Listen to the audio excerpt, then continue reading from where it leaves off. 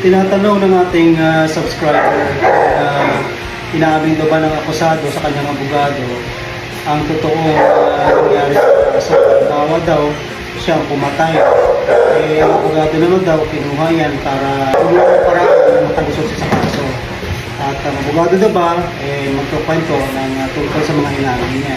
Well, importante na kumuha ko ng abogado na sabihin ko ano yung mga totoong nangyayari. Kasi yan naman may mga depensa na pwedeng gawin dyan kung ikaw man talaga nakapatay, karapatan ka na kailangan mo protektahan at ang abogado mong gagawa niyan para sa iyo, no? Hindi kailangan makasuli may karapatan na meron ng isang tao kailangan protektahan niya. At ang abogado mo hindi magsasabihan kasi covered yan ang confidentiality dahil meron privilege communication between lawyer and